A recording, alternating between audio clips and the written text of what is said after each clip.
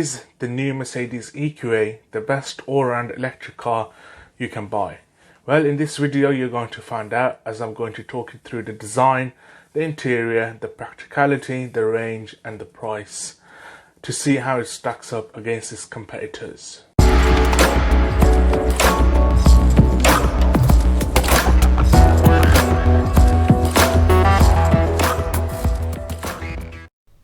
Well, let's start with the design. The Mercedes EQA is based on the GLA, but Mercedes has made plenty of changes to make sure you can tell them apart. The most obvious being a new front end with no grille. Instead, where the grille will be is a black panel with chrome strips on the premium models. Also, you get some deeper bumpers and some redesigned bonnet lines to just sort of differentiate between the standard GLA. At the side, it's a bit trickier to tell the GLA and EQA apart, but the EQA does get some tweaked side skirts and a new set of alloy wheels. These start at 18 and go up to 20, and they're all designed to be as range efficient as possible. And at the back, you can tell the GLA apart from the EQA also easier than the side, because there's a new full width light bar that runs across the tail light, and also obviously the badging you have says EQA, so it's a no-brainer that this is the electric version. The new EQA's interior is basically the same as the GLA's cabin, has the same simple layout and an almost identical dual screen infotainment system as standard.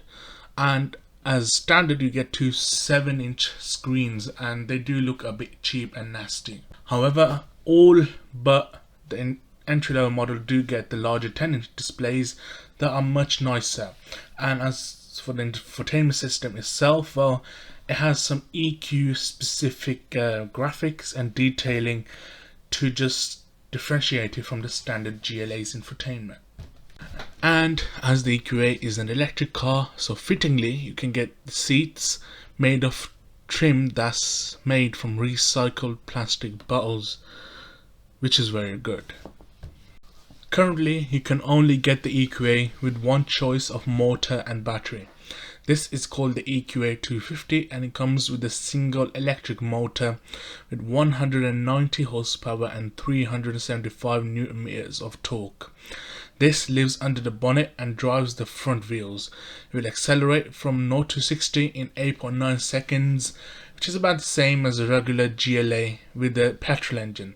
The reason the new electric car is not quicker than the petrol engine is weight. The EQA is about 500 kgs heavier than a standard GLA with a petrol or diesel engine. As standard, the EQA gets regular coil springs and dampers, which to be honest are not just as comfortable as adaptive, but you can pay extra for adaptive suspension. This lets you choose from comfortable and sport settings, and you can sort of make the EQA feel more sporty drive. However, keep in mind that it's still a 2-ton electric SUV and it's not going to be really that fun to drive. Now we come to the range. The new Mercedes EQA can do a pretty impressive 265 miles on a charge. Well, that is actually better than the bigger and more expensive EQC can manage. The EQA uses a 66.5 kilowatt battery that's fitted under the floor, so it doesn't take up any boot space. It will take just under 6 hours to charge from 10 to 100% using an 11 kilowatt hour wall box. You can also plug it in to a public fast charger, which will recharge it from 10 to 80% in half an hour, which is quite impressive. However, the fast charger network currently in the UK is not very extensive, so the realistic charging time would probably be around 8 to 9 hours on a daily basis. Finally then, let's talk about practicality. Well, the EQA, even though the batteries aren't under the boot floor, its boot is still a little bit smaller than the normal GLA. However, it's not much of a difference, and as you can see, it's still quite a lot of space to be usable day to day for a family. Now let's talk about price. The EQA is priced from £40,495.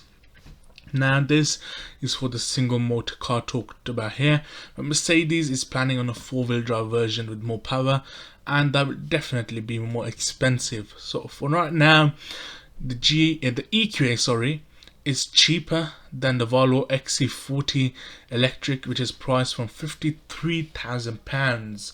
So right now I do think it's the best value all round electric small SUV to have.